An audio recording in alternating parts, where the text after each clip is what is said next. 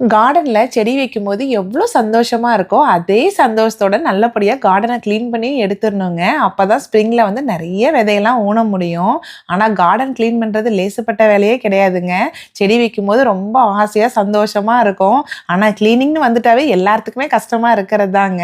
நான் என்ன பண்ணிட்டேன்னாங்க, சம்மர்ல ஃபுல்லா காய் காய்ச்சி முடிச்சதுக்கப்புறம், ஃபால்ல வந்து அப்படியே விட்டுட்டேங்க. நான் வந்து செடி எதையுமே கிளீன் பண்ணல. ஏன்னா நம்ம வந்து வேர்லாம் நல்லா டீப்பா போயிருக்குங்களா, நம்ம ஒரு ஒரு செடிய புடுங்கி எடுக்கிறது ரொம்ப கஷ்டமா இருக்கும். ஸோ ஃபால்ல ஃபுல்லா விட்டுட்டுங்க. ஜான்ல வந்து பார்த்தீங்கன்னா, வெதர் வந்து ஒரு நாள் நல்லா ஓகேவா இருந்தது. சன்னியாவே இருந்ததுங்க.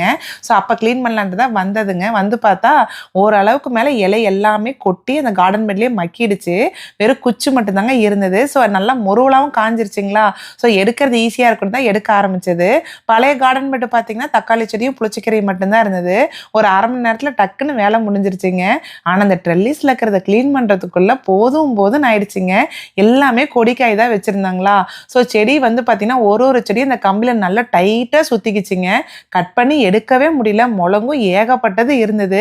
ஸோ இழுக்கும்போதே கொஞ்சம் கொஞ்சம் அந்த இலையெல்லாம் வந்து கார்டன் பெட்ல விழுந்துருச்சு. மீதி குச்செல்லாம் பார்த்தீங்கன்னா, நான் மறுபடியும் கார்டன் பெட்ல போடலைங்க. தனியா எடுத்து வச்சுட்டேன். ஏன்னா இப்ப ஜான்ல வந்து வெங்காயம் ஊனணும் அப்படின்னா கரெக்ட்டா இருக்குங்க. நம்ம ஏர்லி சம்மர்ல வந்து நம்ம ஹார்வெஸ்ட் பண்றது கரெக்ட்டா இருக்கும். ஸோ அதனால கார்டன் பெட்ல போட்டோம்னா வெங்காயம் ஊன்றதுக்கு இடம் இல்லைன்ட்டு இந்த மாரி தனியா எடுத்து போட்டுட்டேங்க.